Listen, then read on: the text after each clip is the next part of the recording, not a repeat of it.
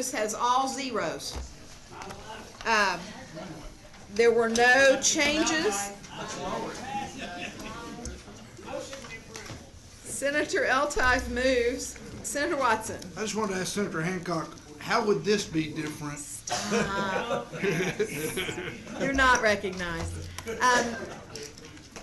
If you all have any questions of the Legislative Budget Board, I mean, basically it's a document with all zeros because there were no changes. How did I say it? Good? Any questions? No. Are there any objections to the adoption of Article 10? Hearing none, Article 10 is adopted. Now we're going to move on to ERS. All we've got left tonight are ERS and compensation, so let's roll. Senator Huffman.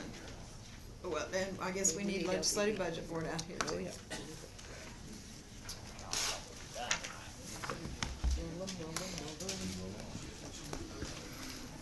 Tony.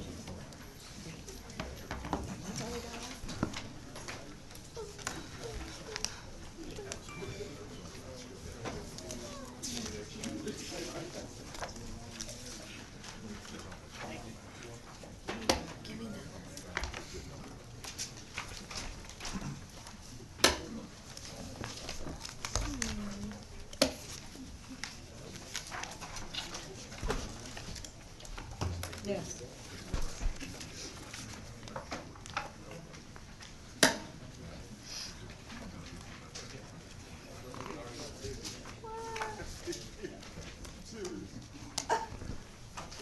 All right, members, everybody have your documents. This is, and Senator Huffman, you are another who has worked hours and hours and hours on this, and I think you're bringing to us some good recommendations. I would ask you to make any introductory comments you want to make, and then we'll ask LBB to go over your documents. Thank you, Madam Chair. And, you know, as we all know, the ERS's unfunded liability approaches nearly $8 billion. But the system can be fixed with a commitment from all the involved parties. And we didn't get to this position overnight. Unfortunately, you know, we've underfunded the fund for a long time, and now we're finding ourselves in this position. So today we're going to take a first step to solve this problem by adopting some decisions that would bring the state's contribution level up to 9.5%. And I believe that actually that is the highest that we can go under the state constitution. We have an agency contribution limit set at 0.5%, so that brings us to 10% as a state, and that's the constitutional limit. Now, just doing that does not make the system actuarially sound, but it's a first step. So what I'm proposing, and the work group is proposing, that we dedicate $163.2 million in GR and GR dedicated, which is, and then $245.4 million in all funds in our proposed budget, and then with a rider of, and you can see on your documents, they don't need to read the number, but the rider will be contingent upon passage of a bill that I have, SB 1941. That is really just a shell bill at this point. I'm working with stakeholders to find a long-term solution. I'm hopeful that we can do this. I look forward to working with other senators, the House, all the interested stakeholders to try to make structural changes that will actually bring us to actuarial soundness. And that's the goal. Try to make a good faith effort here by getting the state out front to the maximum that we can contribute under the law to start the conversation. Okay. So I'd ask for Yes, can we have Legislative Budget Board? Yes, ma'am. Emily Morganti, LBB.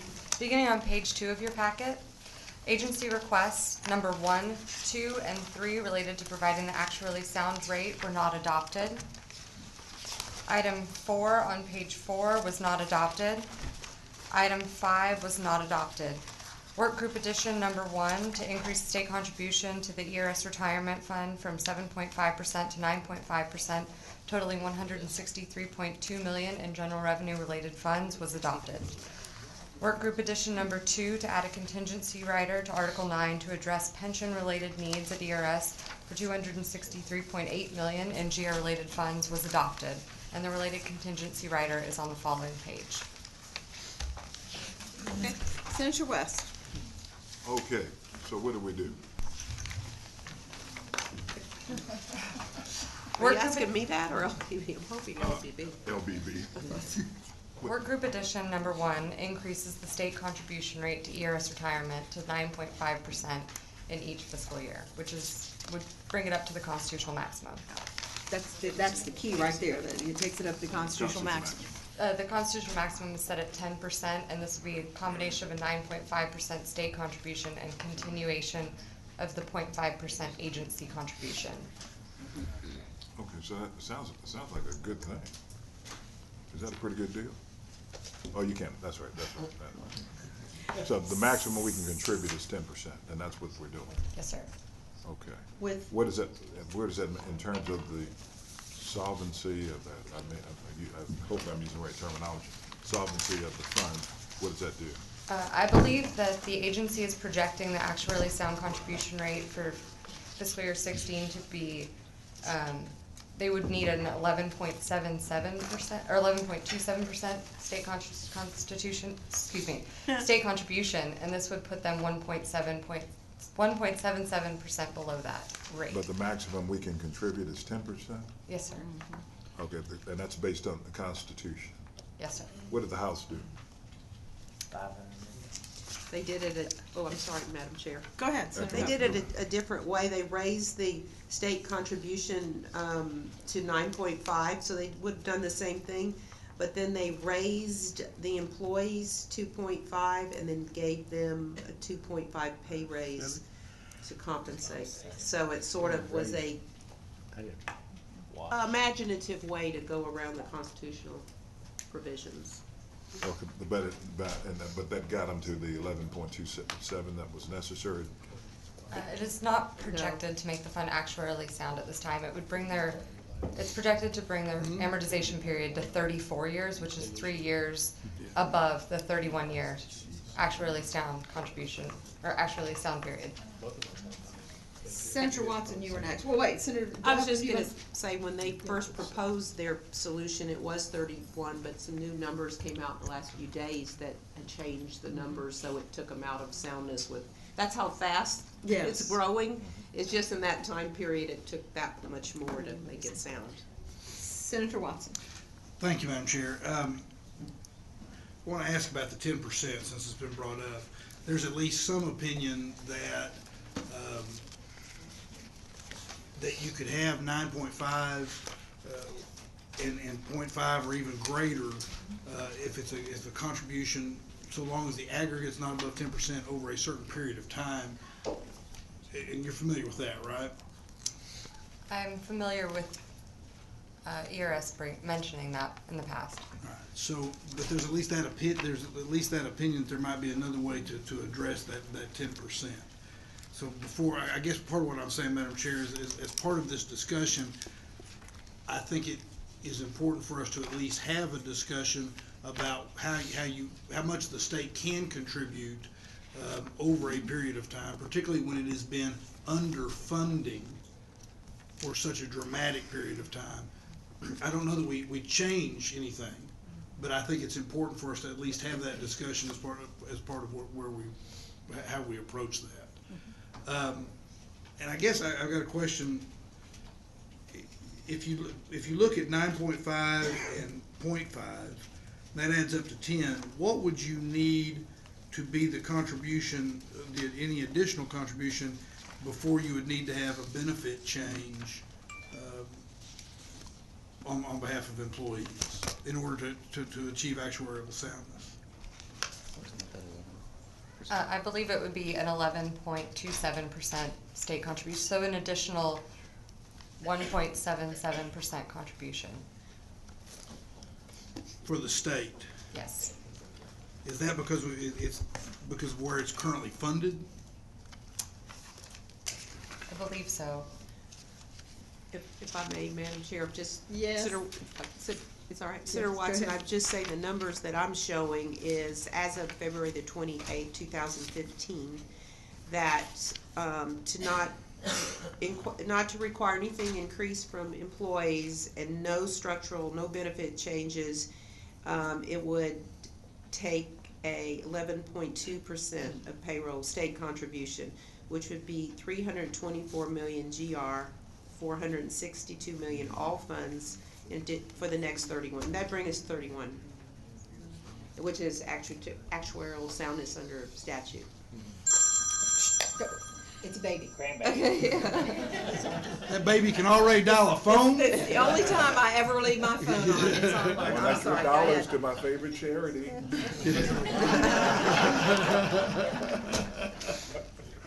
I'm sorry. Okay, thank you. Saved by the bell. Well, Chairman, how about, what contribution rate for employees is being considered? You've mentioned the 9.5 and the 0.5.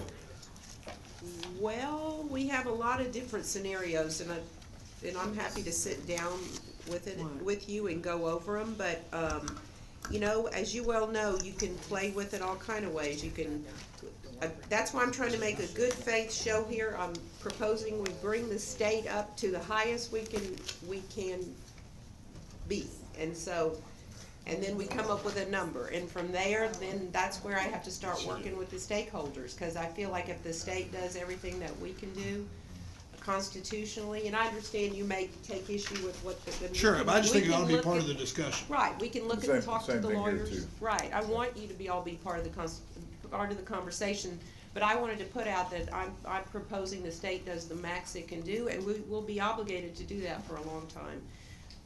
Okay, And if. we are, but Yeah. of course, we've been obligated for a long time, we haven't done it, so Well- we need to figure out how to fix it. Are you considering, who's on the work group? Well, I brought everybody in, everyone can be on the work group. I welcome input from every person who has an interest. Have there been work group meetings? We've had a couple of meetings, but just to Who talk. have been in those meetings? People like, from everyone you can think of, Except for me. yeah. Yeah. Well, there hasn't been any 'Cause I can other think of me being in the legislators. meeting, Yeah, but because I I've haven't- asked to be in there myself. There've been there's no elected other people. Okay, I've so been when we sitting say down with work, stakeholders. when we say work group, it hadn't been a work group like what we've been doing with other items. No, Okay. stakeholders. Have you included in your discussion about how you get to actuarial soundness and the percentages, the role of pay raises? As, well, they've clearly seen what the House has put out there, so I think that the House kind of set down what they thought should happen, so they've certainly seen that in there. And they're not all completely pleased with that, some more so than others. But have you, as part of what I'm trying to get a feel for what you've laid out, have you considered a role for pay raises, and if you have, what have you considered? Well, if you look, I have a contingency rider in here of more than a couple of $100 million. So I'm trying to leave some money there and Senator Nelson has been kind to let me do that so that I have something to work with. But, you know, it's just a matter of how you look at it. Okay. One other thing I might just point out, with the conversation that we had in this committee yesterday, regarding the concept of not funding agency contributions. Remember, we had, I can't remember what agencies it was now, but we had a couple that one working group had said, let's fund that. Right. Other working groups had said, we're not gonna fund that. Yeah. But with that conversation we had about not funding agency contributions explicitly, why not why not just have a state contribution of 10% and not do the 0.5% or set it up where, why not do that? Would there be a problem with doing that? Well, I imagine a lot of people would think there was problems with that. I think that's something we could sit down and talk about as we try to craft a solution. All right. Thank you. Senator Altype. Thank you, Senator, Mr. Chairman. I know, Senator Huffman, this is a thankless job, and I know you're working hard to try to solve it. LBB, what is the liability number that grows every biennium if we do nothing? 500 million every year. 500 million every year? Yes. Every year. So 1 billion. If we do nothing, the 7.5 billion unfunded liability amount grows $1 billion every biennium? That's correct. That's right. 500 million a year, the liability grows. And we're only talking about putting 200 or 300 million, or maybe 500 million. We may just stop the bleeding. This is a basic obligation of state government. We have made these promises to these individuals, and I know we're going to keep them. I'm not saying we're not. This is exactly what concerned me about passing tax cuts before we get to the major problems of the state. This has to be fixed. We can't put this off. And it shouldn't be something you just put 500 million in a year just to get there, just to get to 34 years, or just to get to 31 years. I don't think the House went far enough. When you are up in the chips and your business is doing good, you take care of your basic obligations. That's what this is. You can't ignore it. It's going to affect our credit rating. So I will work with you any way I can, Senator Huffman, and I know you're already working on it. I'm just frustrated because this is the basic obligation we have to fix this. Before we leave here, it should be before tax cuts, not after. I mean, this has to be dealt with. And 500 million a year, it's bleeding 500 million a year. And we don't know what the market's going to be like 2 years from now. We don't know if another 08 is around the corner. This is the time to fix this. I will do anything you need me to do to help you, Senator. And I'll just say that there are solutions to get us to actuarial soundness. There are reasonable solutions. It is a fixable problem.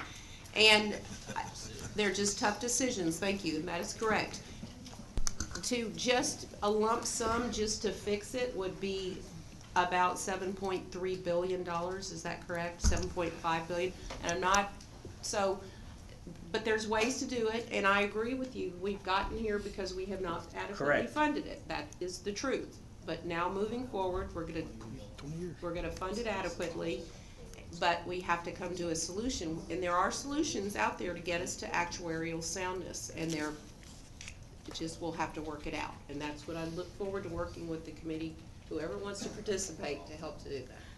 Members, and I see a couple lights on, but I slipped out, but I was listening too, and it seems to me that we've got some more work to do on this before we adopt the recommendations. I appreciate how hard you've worked to get to where you are. I know the challenges. I know we didn't get there overnight. We're not going to get it fixed overnight. So I'm going to recommend at the appropriate time that we pen this and work on it a while. And sure suggest that if you haven't given Senator Huffman your recommendations, you do. But I appreciate the start on this work. Senator Watson, did you have a comment? I just want to mention one other thing, and that is that there's been a lot of talk about how we deal with debt and whether or not we need to have a constitutional amendment so that debt doesn't count against the spending cap and things of that nature. This is a debt of the state, and we ought to consider that this be part of anything we do. This is as much debt as if we issue bonds. We have this obligation, and we ought to consider putting this as part of anything we do with regard to debt so that we can be in a situation where we can fund it on a biennial basis and not be like we've been 19 of the past 20 years and underfunding it. And that is particularly true as we also look at things that would arguably reduce those kinds of caps and then have this big obligation hanging out there that we then can't fund, and we will fall back into the trap as we consider doing this. And Madam Chair, I'm more than ready to try to brainstorm different ways of approaching this. But we've got to get to actuarial soundness. Mm-hmm. We've got to recognize that past mistakes have put us in a bad bind, and then let's just admit it and let's fix it. And I'm happy to participate in whatever way would be appropriate under the circumstances. Thank you. Senator Cockworth? Madam Chair, I just want to, whatever we decide goes against the spending cap or not, I think one of the things about debt, and I just want to say this before we go too far, is I've really been thinking about debt. And if you count paying down debt as not a part of your spending cap, it incentivizes future legislatures to borrow and to get through that biennium, and then the next session they can pay it down and it doesn't count against the cap. And so I would just say that when we look at this, I think taxes is one thing, and maybe our liabilities like the pensions, I think debt is something we need to set out there and be very, very, very careful that we're not incentivizing future legislatures to issue debt so that they can stay, and in the next biennium pay it off to avoid a spending cap or whatever we decide to do. I appreciate this, guys. We've hit tough times with TRS as well, and we can put really smart minds together, and we can attack this in a way that I think is a bite-sized piece over the next, I don't think this biennium, but over the next 6 years, 3 biennium, and we can come to a solution. Thank you, Madam Chair. Senator Beckford. Thank you, Madam Chair. I think, members, one thing too is that obviously besides healthcare costs, pension costs are really the second largest issue for governmental growth from the standpoint of expense. But part of it I want to give out as the city of Houston example, because just last year their pension costs grew from $290 million to $400 million in just 1 year. They chose not to fund, $110 million out of the $400 million that they owe. This year, they're gonna have a problem with a $500 million increase just in the city of Houston, which is an amazing comparison point compared to the state, because they're having roughly the same incremental problem that the state of Texas is. So I agree with Senator Watson. This is a real liability, and I think accounting principles and practices have been changed in the last few years that are actually bringing these onto the CAFRs or the certified public, the documents that we're getting from jurisdictions. But this is going to be the second biggest cost that we deal with by mid-century is pension costs besides healthcare costs. Senator Hinojosa? Just a quick point. We didn't get into this situation overnight. For many, many years, we've neglected funding our pensions adequately. So we can't get out of it overnight. And I think we have to have a plan that will take over at least 4 or 6 years to get it fixed.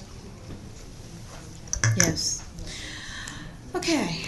Senator Huffman, anything else you'd like to say before? I think